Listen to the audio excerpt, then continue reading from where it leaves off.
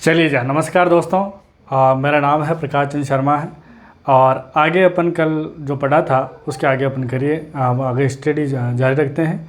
तो देखिएगा, घर पर रहिए, सुरक्षित रहिए और आराम से बैठे बैठे स्टडी कीजिएगा। और आपका कंटिन्यू जितने भी टॉपिक हैं वो धीरे धीरे अपने हो रहे हैं और चलते रहेंगे। इस प्रकार आप जितना भी लाभ उठा सकते हैं उतना उठाइएगा। मेन पिक पॉइंट जो एग्जाम में आते हैं संबंधित बातें ज़्यादा की जा रही है, बाकी व्यर्थ बातें वैसे भी कम की जा रही है। जितना भी आपकी जो काम की चीज़ें हैं वो दर्शाई जा रही है। देखिए कंटिन्यू करते इस आगे को वर्णमाला टॉपिक चल रहा था और वर्णमाला की बात की जाए तो अपना टॉपिक चल रहा था, अपने पढ़े थे कुल वर्णों की संख्या 52 है, मूल वर्णों की संख्या 44 है, स्वर 11 होते हैं और व्यंजन कितने होते हैं 33 होते हैं। अंतस 4 होते हैं, उसमें 4 होते हैं। और बात की जाए अवर्गीय व्यंजन 8 होते हैं, वर्गीय व्यंजन की बात की जाए तो 25 होते हैं। इनके बारे में चर्चा कर चुके हैं। आगे मेन बात की जाती है, आगे एक टॉपिक आता है स्वर का परिचय व वर्गीकरण। देखिएगा नया टॉपिक आपका स्टार्ट होता है, उसकी बात की जाए कौन सा चल रहा है, स्वर का परिचय व वर्गीकरण। स्वर का परिचय व क्या टॉपिक आ रहा है, वर्गीकरण। तो स्वर का परिचय व वर्गीकरण पढ़ेंगे। स्वर का परिचय और वर्गीकरण पढ़ने से पहले आपको यह ध्यान में रखना है कि स्वर का परिचय वर्गीकरण तो हम पढ़ रहे हैं, हिंदी में दो ही चीज़ें हैं, मेन तक तो स्वर है और एक क्या है आपका व्यंजन है। दो चीज़ें हैं हिंदी में, एक तो स्वर है आपका और एक क्या है व्यंजन है। स्वर किसे कहते हैं, व्यंजन किसे कहते हैं, दो ही परिभाषाएं ज़्यादातर है। तो मैंने देखिएगा मोटे मोटे तौर पर, हालांकि परीक्षा संबंधित परीक्षा में कम पूछा था लेकिन फिर भी थोड़ा ध्यान में रहना चाहिए कि दो मेन चीज़ें हैं हिंदी में और कुछ है नहीं, स्वर और व्यंजन। स्वर और व्यंजन। तो देखिएगा स्वर और व्यंजन की बात की जाए तो इसमें प्रमुख मोटे तौर पे क्या अंतर है, एक परिभाषा याद रखिएगा। स्वर क्या होते हैं, देखिए इसी प्रकार आपको स्वर हिंदी में 11 होते हैं, मैंने आपकी चर्चा कर चुका हूँ।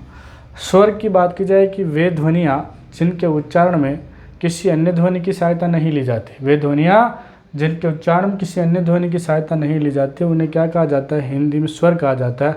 अर्थात जिनका उच्चारण स्वतंत्रता पूर्वक किया जाता है उन्हें क्या कहते हैं, हिंदी में स्वर कहते हैं। वापस समझिएगा, वे ध्वनियाँ जिनका उच्चारण में किसी अन्य ध्वनि की सहायता नहीं ली जाती है अर्थात जिनका उच्चारण स्वतंत्रता पूर्वक किया जाता है उन्हें क्या कहा जाता है, हिंदी में स्वर कहा जाता है। फिर बात आती है व्यंजन किसे कहते हैं। तो देखिएगा इसी प्रकार व्यंजन की बात की जाए तो मैंने आपके सामने क वर्ग, च वर्ग, ट वर्ग, त वर्ग, प वर्ग, ये अलावा काफ़ी कुछ लिखा है। तो देखिए व्यंजन की बात की जैसे क व्यंजन है, तो व्यंजन किसे कहते हैं, वह ध्वनि जिनके उच्चारण में किसकी सहायता ली जाती है, स्वरों की सहायता ली जाती है, उन्हें हिंदी में क्या कहा जाता है, व्यंजन कहा जाता है। यानी वे ध्वनि जिसके उच्चारण में किसकी सहायता ली जाए, स्वर की सहायता से बोला जाता है, वो क्या कहलाता है, व्यंजन है। तो समझिएगा वे ध्वनियाँ जिनके उच्चारण में स्वर की सहायता ली जाती है उन्हें क्या कहा जाता है, व्यंजन कहा जाता है। जैसे मैं क बोल रहा हूँ लेकिन फिर भी इसमें स्वर की ध्वनि तो आ रही है।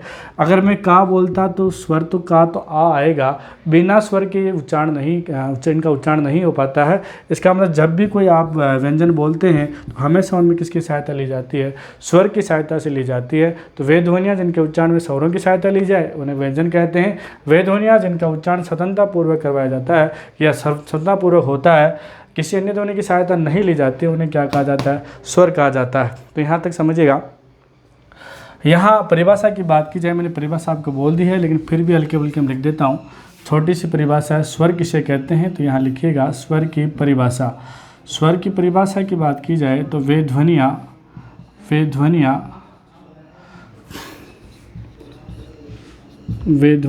जिनके उच्चारण में किसी अन्य ध्वनि की सहायता नहीं ली जाती। सिंपल सी परिभाषा है, किसी अन्य ध्वनि की सहायता नहीं ली जाती, किसी अन्य ध्वनि की सहायता नहीं ली जाती है। वे ध्वनियाँ जिनके उच्चारण में किसी अन्य ध्वनि की सहायता नहीं ली जाती उन्हें क्या कहा जाता है, तो उन्हें स्वर कहा जाता है। क्या कहा जाता है, स्वर कहा जाता है। इतनी सी बात ये परिभाषा है, तो याद रखिएगा। अर्थात जिनका उच्चारण स्वतंत्रतापूर्वक किया जाता है, इतनी बड़ी परिभाषा है। आप तो केवल इतना जान रखिए, जिनके उच्चारण में किसी ध्वनि की सहायता नहीं ली जाती उन्हें स्वर कहते हैं। स्वर का परिचय की बात की जाए तो स्वर की बात की जाए, स्वर का परिचय आपको हो चुका है कि हिंदी में स्वर 11 होते हैं। फिर भी अगर आपका रिपीट करना हो तो ये देखिएगा इस प्रकार अ आ ई और उ, फिर क्या आता है, री आता है, ए आता है, आई आता है, ओ आता है और क्या आता है, औ आता है। इनकी मात्राएं की चर्चा मैं कर चुका हूँ, सारी बातें हो चुकी है। आप बात आते हैं स्वर का वर्गीकरण। क्या कहते हैं? स्वर का वर्गीकरण। स्वर का वर्गीकरण कह दीजिए, स्वर का वर्गीकरण कह दीजिए, प्रकार कह दीजिए, भेद कह दीजिए, टाइप कह दीजिए। एक ही बात है। कितनी बात है? एक ही बात है। स्वर का वर्गीकरण कर दो, प्रकार कह दो, भेद कह दो, टाइप कह दो। तो विद्वानों ने स्वर का वर्गीकरण किया है, किस प्रकार की बात करते हैं। तो अपन एक के वर्गीकरण को पढ़ते हैं। देखिएगा, स्वर का वर्गीकरण और बात की जा रही है, प्रकार और भेद की बात करते हैं।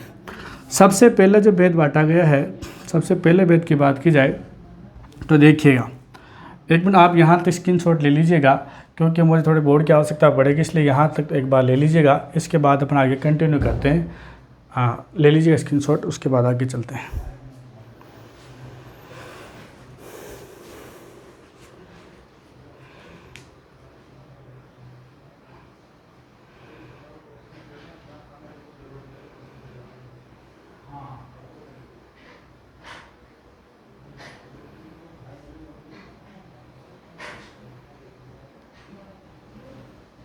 चलिए दोस्तों, आपने स्क्रीनशॉट ले लिया होगा। अब अपन आगे की जानकारी करते हैं। देखिएगा, यहाँ तक क्या पढ़ा, स्वर का परिचय वर्गीकरण की बात की जाए तो स्वर की परिभाषा आपने देख ली कि वे ध्वनि जिनके उच्चारण में किसी अन्य ध्वनि की सहायता नहीं ली जाती उन्हें स्वर कहा जाता है।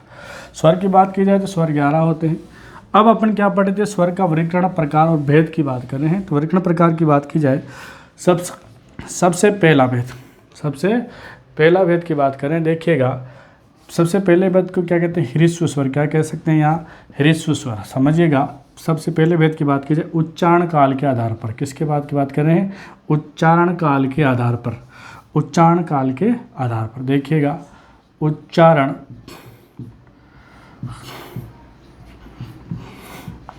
काल के आधार पर पहला प्रकार क्या है? उच्चारण काल के आधार पर स्वरों के कितने प्रकार बांटे गए हैं।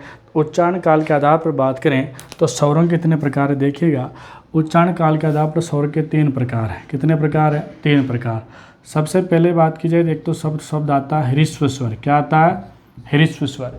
ह्रस्व स्वर को क्या कहा जाता है? लघु स्वर। क्या कहते हैं? लघु स्वर। लघु स्वर को क्या कहते हैं? देखिएगा, एक मात्रिक स्वर। क्या कहते हैं? एक मात्रिक स्वर कहते हैं। ह्रस्व स्वर, लघु स्वर, एक मात्रिक स्वर कहते हैं। और इसे क्या कहते हैं? देखिएगा, ह्रस्व हो गया, लघु हो गया, ह्रस्व एक मात्रिक स्वर हो गया, और इसे क्या कहते हैं? संध्या रहित स्वर कहते हैं। क्या कहते हैं? संध्या रहित स्वर कहते हैं। तो क्या क्या हो गया? देखिएगा, ह्रस्व स्वर कहते हैं, लघु स्वर कहते हैं, एक मात्रिक स्वर कहते हैं, और क्या कहते हैं? संध्या रहित स्वर कहते हैं। तो इस प्रकार की बात की जाए, यहाँ हिंदी में देखिए, उच्चारण का मतलब होता है बोलना, और काल का मतलब क्या होता है? समय। काल का मतलब क्या है? यहाँ समय से लिया गया है। उच्चारण बोलना, बोलने में कितना समय लगता है उस आधार पर स्वर को 3 प्रकार में बांटा गया है। पहला प्रकार बात के ह्रस्व स्वर, लघु स्वर, एक मात्रिक स्वर और संध्या रहित स्वर। इसे क्या कहते हैं? एक शब्द और कहते हैं, मूल स्वर भी कहते हैं। क्या कहते हैं? मूल स्वर। कई बार एग्जाम परीक्षा में आ जाए कि हिंदी में मूल स्वरों की संख्या कितनी होती है, तो यहाँ मूल स्वर भी होते हैं। तो मूल स्वर कौन कौन से यहाँ देखिएगा, ह्रस्व स्वर, लघु स्वर, एक मात्रिक स्वर, संध्या रहित स्वर और मूल स्वर। इनमें बहुत ही कम समय लगता है, इसलिए इसको ह्रस्व स्वर कहते हैं, लघु भी कहते हैं। एक मात्रिक आपने छंद वगैरह पढ़ते हैं तो किसी में एक मात्रा लगती है, किसी में इस प्रकार का ऐस लगता है, इसका मतलब द्विमात्रा है, 2 मात्रा का ये सूचक है, और ये कितनी मात्रा का? 1 मात्रा का है, 1 मात्रा लगती है इसमें। और संध्या रहित इस प्रकार के शब्द में कोई संधि है ही नहीं, और इनको मूल स्वर भी कहते हैं कि इनसे ही दीर्घ वर्णों की उत्पत्ति हुई है। तो यहाँ बात की जाए तो यहाँ मूल स्वर कितने होते हैं? अ होता है, ई होता है, उ होता है, और क्या होता है? री होता है। इस प्रकार बात की जाए तो देखिएगा, यहाँ ह्रस्व या मूल वर्णों की संख्या कितनी है? 4 है। अ, ई, उ और री। ह्रस्व देख के समझ में आ गया है, ह्रस्व यानी छोटे वर्ण हो गए, लघु भी हो गया, एक मात्रा लगती है इनकी, और इसमें किसी प्रकार की संधि है ही नहीं, और इनको मूल स्वर भी कहते हैं कि इनके दीर्घ स्वर की उत्पत्ति का पहले मूल क्या थे? यही थे, इनसे दीर्घ की उत्पत्ति मानी जाती है। तो ये कौन से प्रकार के होते हैं? ये मूल स्वर भी हैं। आगे बात की जाए, दूसरे प्रकार की बात की जाए तो देखिएगा, दूसरा प्रकार की बात करें तो देखिएगा दीर्घ स्वर इधर हो जाएगा गुरु स्वर, विलोम ध्यान रखिएगा बस। दीर्घ स्वर गुरु स्वर एक मात्रिक जगह यहाँ कौन सा हो जाएगा, द्विमात्रिक स्वर, द्विमात्रिक स्वर। फिर क्या हो जाएगा यहाँ संध्य स्वर, क्या हो जाएगा संध्य स्वर, ये संध्य स्वर, संध्य स्वर या संधि स्वर भी कह सकते हैं, आपको दिक्कत नहीं है, संध्य स्वर। तो यहाँ बात की जाए देखिएगा, यहाँ अपन समझेंगे सबसे पहले दीर्घ स्वर, गुरु स्वर, द्विमात्रिक स्वर, संध्य स्वर। यहाँ कौन कौन से वर्ण आते हैं, 11 स्वरों में जो यहाँ ले लिया, इनसे जो बच गए वो सारे सारे कहाँ आ जाएंगे, यहाँ आ जाएंगे। यहाँ आ भी आ जाएगा, यहाँ बड़ा ई भी आ जाएगा, बड़ा ऊ भी आ जाएगा, ए आ जाएगा, आई आ जाएगा, और क्या आ जाएगा ओ आ जाएगा, और क्या आ जाएगा औ आ जाएगा। टोटल कितने वर्ण आ जाएंगे, 7 वर्ण आ जाते हैं। कितने आ जाते हैं, 1 2 3 4 5 6 7 और 4 कितने होते हैं, 11 होते हैं। ये कौन से होंगे, दीर्घ स्वर। आगे बात की जाए तो एक को देखिएगा 3 प्रकार बांटा गया है। एक को अपन ये कह सकते हैं प्लुत स्वर, क्या कहते हैं, प्लुत स्वर।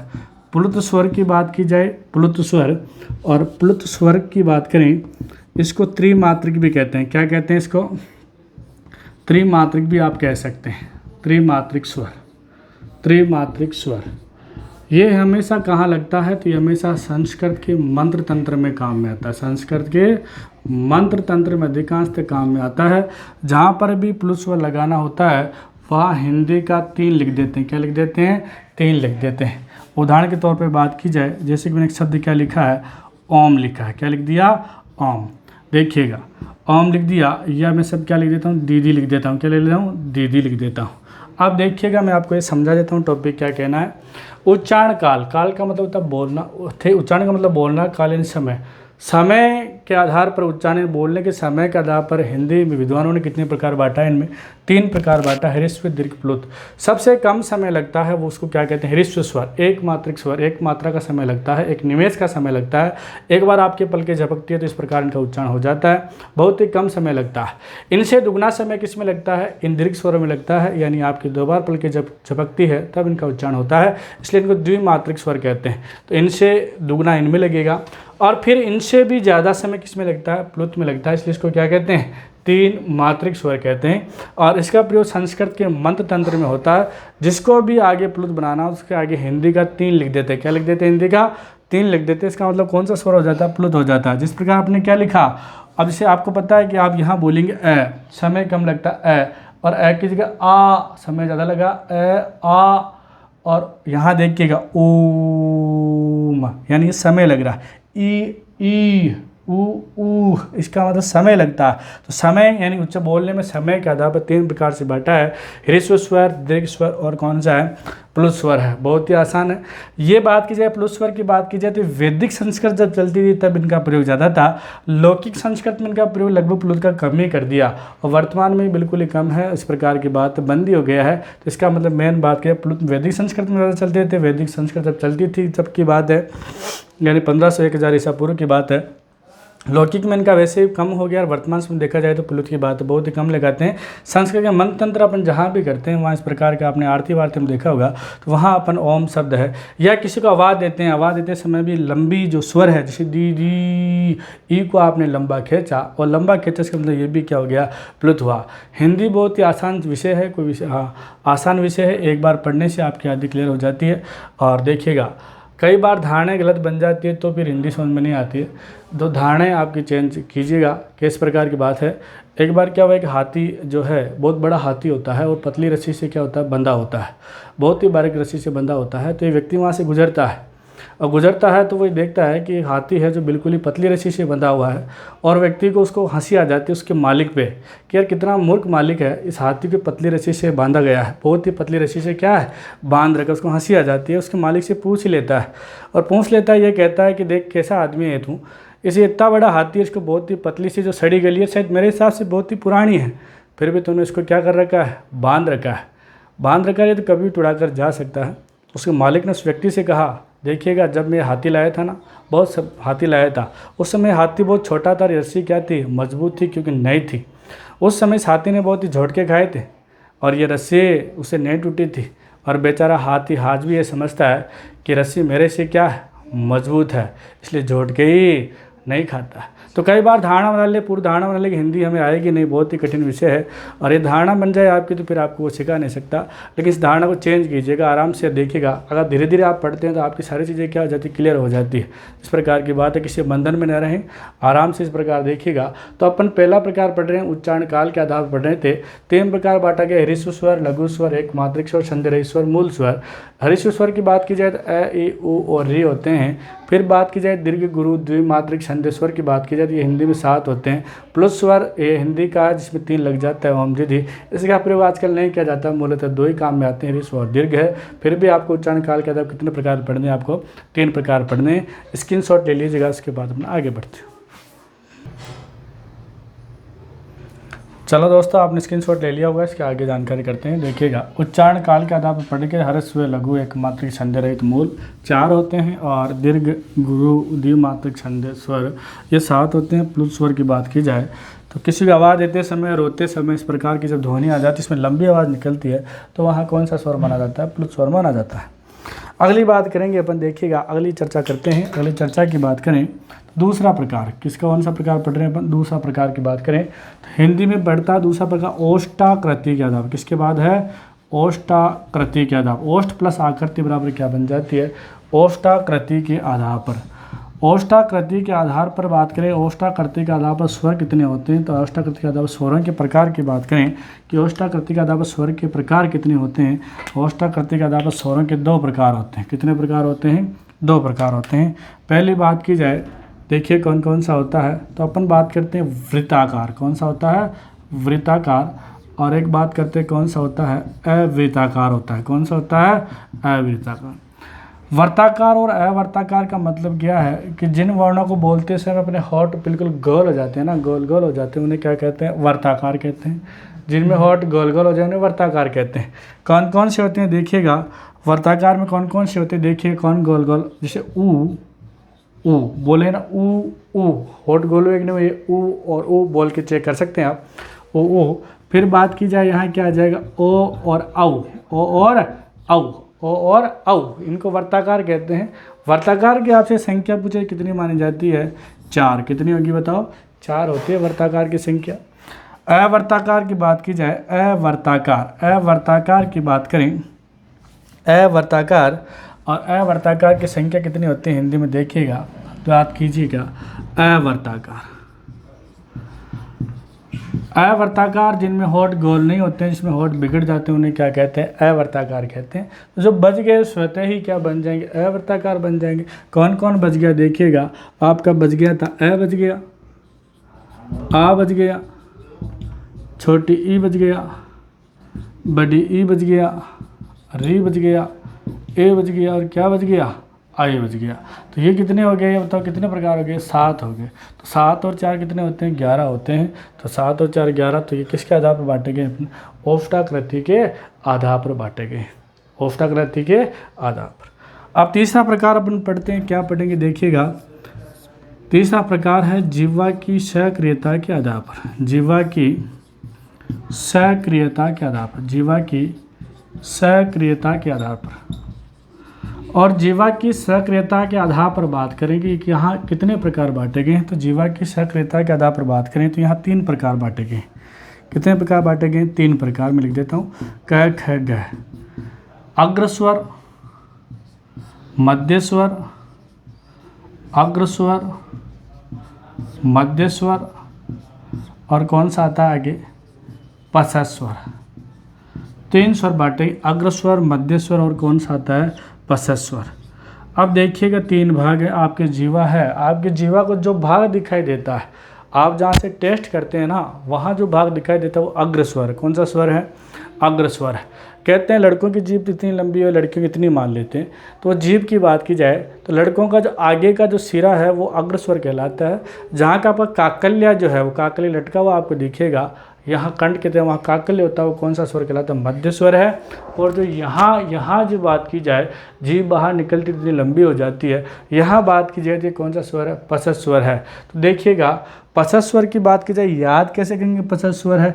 ध्यान रखिएगा जितने भी वर्ताकार होते हैं, कहाँ से आते हैं, सब पीछे से आते हैं, इसे याद रख लीजिएगा।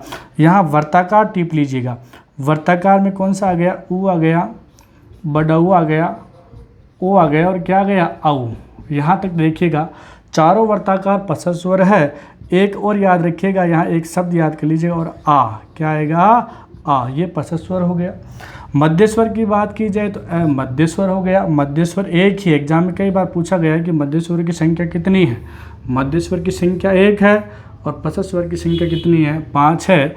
अग्र स्वर की बात की जाए तो छोटा ई, बड़ा ई, री और क्या आ जाएगा, ए और क्या आएगा, आई। इनकी संख्या की बात करें तो कितनी होती है, 5 है। कितनी है, 5 है। तो देखिएगा अग्र बोल के चेक कर लीजिएगा। अग्र ई री ए आई कहाँ से बोला जा रहा है, जीभ के अग्रभाग से बोला जा रहा है। अब बोलिएगा अ और आ की बात की जाए, यहाँ हाथ लगाइएगा अपना, यहाँ धीरे लगाना, मर जाओगे नहीं तो। देखिएगा धीरे लगाना, आ कहाँ से बोला जा रहा है, पीछे से आ रहा ना, यानी नीचे से आ रहा ना। इसका मतलब कौन सा होगा, आ पसत स्वर है। अ मध्य भाग से आ रहा है इसलिए मध्य स्वर है। अ के बाद देख लीजिए आ बोल के देख लीजिए, ऊ ओ औ, ये सब पसत स्वर की बात की जाए। ये किसके आधार बांटे गए हैं, जीवा की सक्रियता के आधार पर।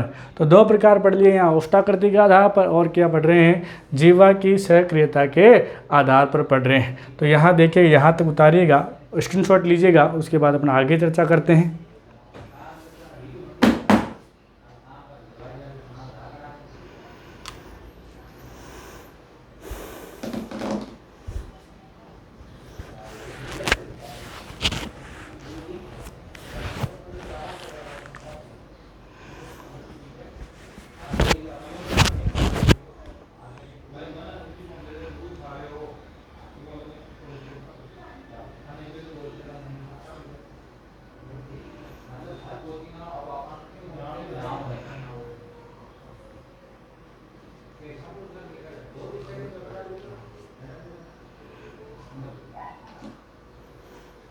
चलिए सर, आपने स्क्रीनशॉट ले लिया होगा। इसके बाद अपना आगे चलते हैं। क्या पढ़े थे देखिएगा, औष्ठाकृति के आधार पर। औष्ठाकृति वर्ताकार की बात की जाए तो ओ औ 4 वर्ताकार हो गए।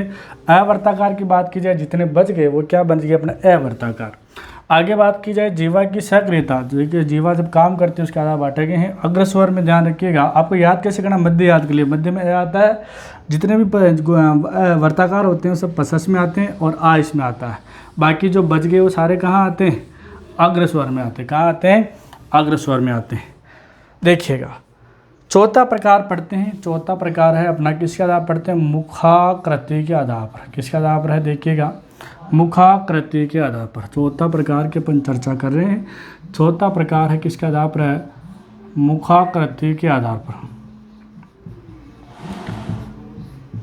मुखाकृति के आधार पर बात की जाए कि आपकी जो मुख की आकृति दीर्घ संधि हो गई, मुख प्लस आकृति बराबर मुखाकृति। संधि कौन सी है इसमें, दीर्घ संधि।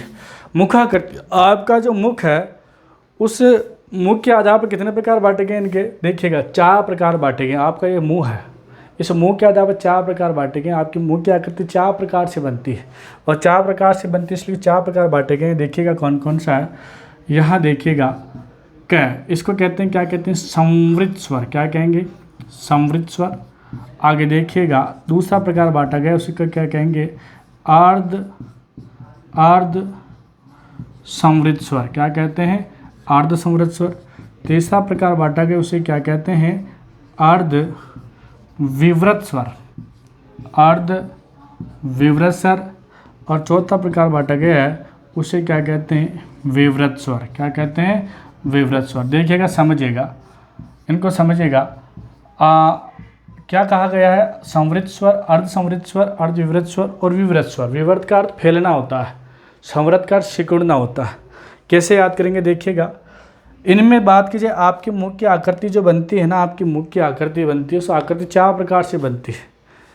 कई बार आपकी मुख की बात की जाए तो विवृत स्वर का, विवृत का अर्थ फैलना होता है। जब भी आप डॉक्टर के पास जाते हो ना, डॉक्टर एक ही शब्द कहता है, विवृत का अर्थ होता है फैलना, यानी जिन वर्णों में पूरा कितना 100% मुंह खुलता है। कितना खुलता है, 100% मुंह खुलता है, पूरा खुल जाता है। जितना आपको उबाशी में खुलता है तो वहाँ कौन सा स्वर होगा, विवृत स्वर।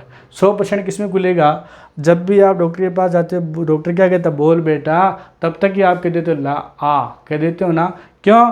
क्योंकि आ एकमात्र ऐसा स्वर है जिसमें 100% मुंह खुलता है, इसलिए क्या बुलवाता हूँ आ। कि उसने भी हिंदी पढ़ी इसलिए क्या बुलवाता आ। कई बार ऐसे थोड़ी कहता है बोल बेटा ई, बोल बेटा ऊ, नहीं कहता है ना। क्यों? क्योंकि एक स्वर ऐसा है आ, इसलिए आ केवल फैलाव है, इसलिए विवृत स्वर फैलना है, इसलिए आई बुलवाता है। 100% मुंह खुलता है इसमें। अर्ध विवृत स्वर जिसमें आपका 75 कितना मुंह खुलता है, 75% मुंह खुलता है, उसे क्या कहते हैं अपन? अर्ध संवृत स्वर कहते हैं, अर्ध विवृत। और जिनमें लगभग कितना मुंह खुलता है, 50%। कितना खुल जाता है? 50% उसको अर्ध संवृत कहते हैं। और जिनमें 25 आधे से भी कम खुलता है उसे क्या कहते हैं बताओ? संवृत स्वर कहते हैं। कैसे याद कैसे करेंगे देखिएगा। विवृत स्वर आ है, अर्ध विवृत में 75% खुलता है, अर्ध संवृत में 50% खुलता है। कैसे खुलेगा ध्यान चेक कीजिएगा, आप खुद बता दोगे किस प्रकार की बात है। मैं आपके सामने कुछ वर्ण लिख रहा हूँ, ए, औ और आई और औ 4 लिखे हैं मैंने, लिखे ना। सबको पता है कि इसकी मात्रा कितनी है, 1 मात्रा है। इसकी मात्रा कितनी है कि 1 मात्रा है। और इसकी मात्रा कितनी है तो 2 मात्रा। इसकी मात्रा कितनी है कि 2 मात्रा है। अब सबको पता है कि मुंह में जब 1 गुलाब जामुन खाते हैं तो मुंह ज़्यादा खुलता है, या 2 खाते हैं तब ज़्यादा खुलता है। सबको पता है कि 2 खाएंगे तो मुंह ज़्यादा खोलना पड़ेगा। तो जिन वर्णों की 2 मात्रा में ऑब्वियसली बात है कि मुंह ज़्यादा ही खुलना है। इसका मतलब ये देखिएगा, ये 2 मात्रा वाले शब्द कहाँ चले जाएंगे, आपके अर्ध विवृत में चले जाएंगे।